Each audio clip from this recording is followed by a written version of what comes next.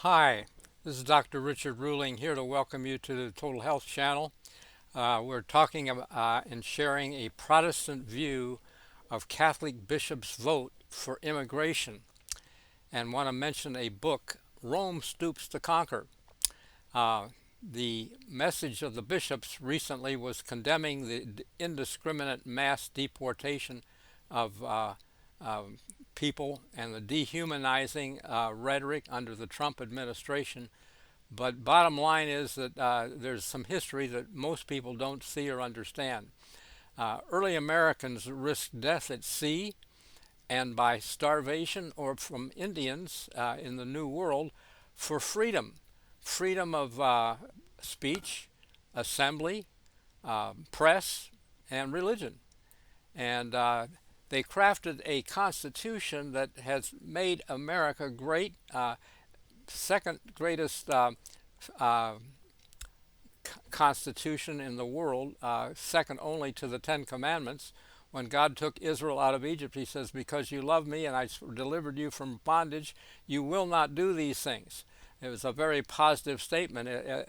Favorite author said there's not a negative in the law of God. It's not don't.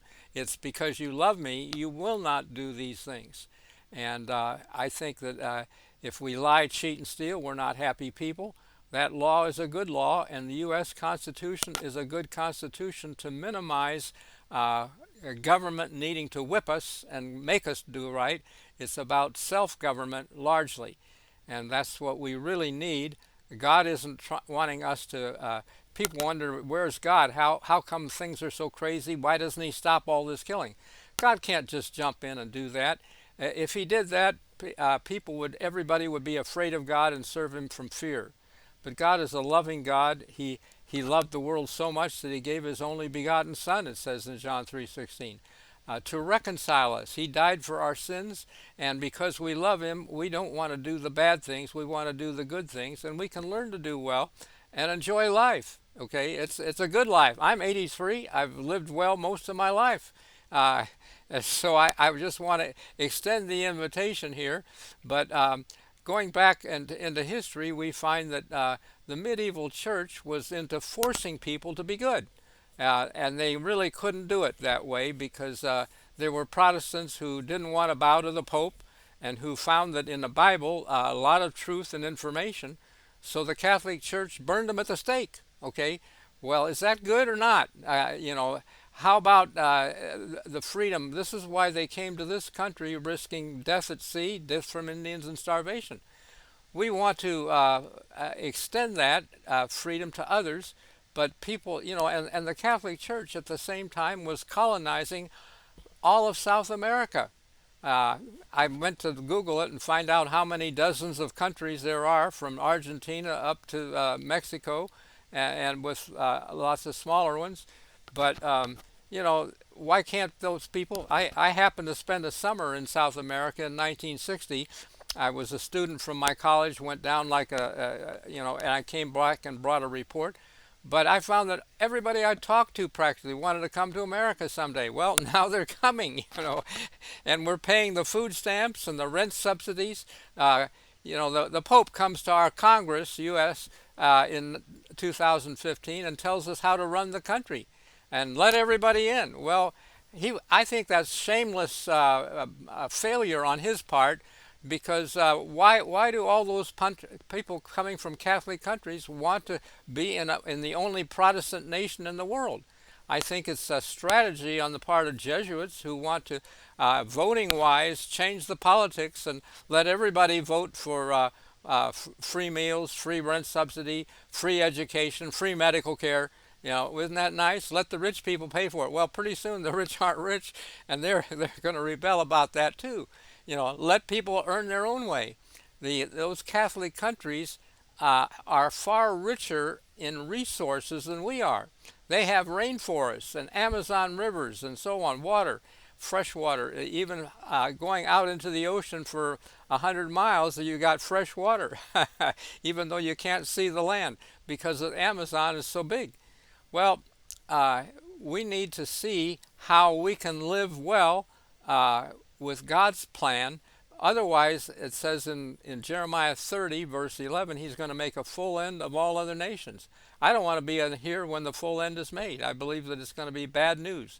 And so, anyway, coming back, this country established its constitution, declared war against Britain, freedom, etc., in 1776, just a couple hundred years ago, 250 roughly.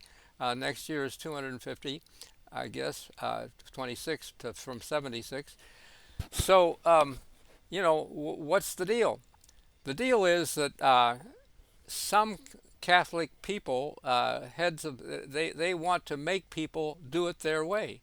And God isn't into making people. He's wanting us to be smart and wise and see how it is. And he gives us the freedom to do what we want to do without beating us every time we do wrong. But in the end time, those that get to go to the hereafter well and have a heaven to live in are those that learn the lesson, and they're not being told what to do and how to do it and whip you if you do.